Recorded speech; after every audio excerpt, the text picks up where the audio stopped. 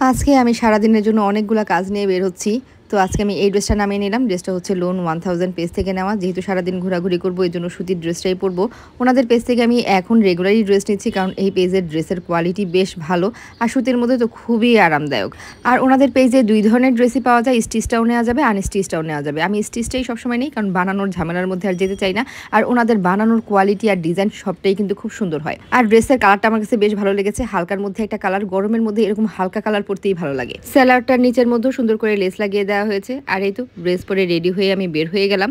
ড্রেসটা খুবই আরামদায়ক আর ওনাটা হচ্ছে সুতির মধ্যে, যে কোনো বয়সের মানুষই কিন্তু এই টাইপের ড্রেস পরতে পারে।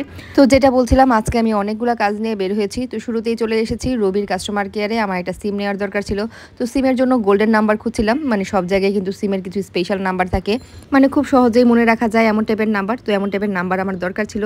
তো সিম নেওয়া কমপ্লিট। এখন হচ্ছে যাচ্ছি মিরপুরের দিকে। মিরপুরে আমার কিছু কাজ আছে।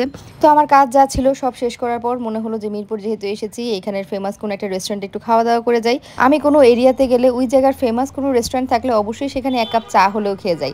তো রাব্বানি হোটেলে চলে আসছি। এটা হচ্ছে মিরপুরের খুব ফেমাস একটা রেস্টুরেন্ট। যদিও এর আগেও আমরা এসেছিলাম, কিন্তু এর আগে যখন এসেছি এত ভিড় ছিল, জায়গা ছিল না খাওয়া দাওয়া করার। তো আজকেও আমরা এমন টাইমে এসেছি যে দুপুরের টাইমও নাই, বিকেলের টাইমও নাই, মানে বিকেলের নাস্তাও রেডি হয় নাই আর দুপুরের খাওয়া দাওয়া অলমোস্ট শেষ। তো ভাবলাম যা আছে তা দিয়েই খেয়ে যাই। ইচ্ছা ছিল বিকেলের নাস্তাটা করার, কিন্তু বিকেলের কোনো আইটেমই তখন রেডি হয়নি, শুধুমাত্র নান রুটি ছিল। তো নান রুটি দিয়ে বিফ দিয়ে খাওয়ার চাইতে আমার কাছে মনে হলো ভাত দিয়ে বিফ দিয়ে খেয়ে যাই।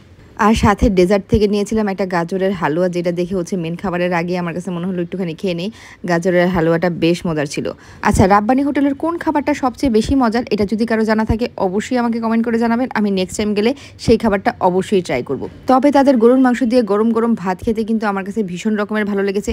সাথে ছিল হচ্ছে শশার এই কাটা সালাডটা। শশার এই কাটা সালাডটা পেলে না আমার আর কোনো কিছুই লাগে না, এত মজার করে বানিয়ে দেওয়া হয়েছিল এই সালাডটা। আমার তো ভাত খাওয়ার কোনো প্ল্যানই ছিল না, নাস্তা করব এই জন্যই এখানে এসেছিলাম। কিন্তু পরে খাবারটা খাওয়ার পরে মনে হলো ভাতটা না খেলে মিস করতাম, কারণ এই গরুর মাংস দিয়ে সালাদ দিয়ে আর সাথে হচ্ছে ডালটা দিয়ে খাবারটা খেতে বেশ ভালোই লেগেছে। আর খাওয়ার শেষে হচ্ছে এই গাজরের হালুয়া যেটা নিয়েছিলাম সেটা শেষ করলাম। গাজরের হালুয়াটা একদম এক্সিলেন্ট ছিল। এই জায়গার চাটা নাকি বেশ মজার হয়, কিন্তু ভাত খাওয়ার পর চা খাওয়ার আর জায়গা ছিল না, এই জন্য আর চাটা খাওয়া হয়নি। যাই হোক, নেক্সট কখনো গেলে চাটা মিস করবো না।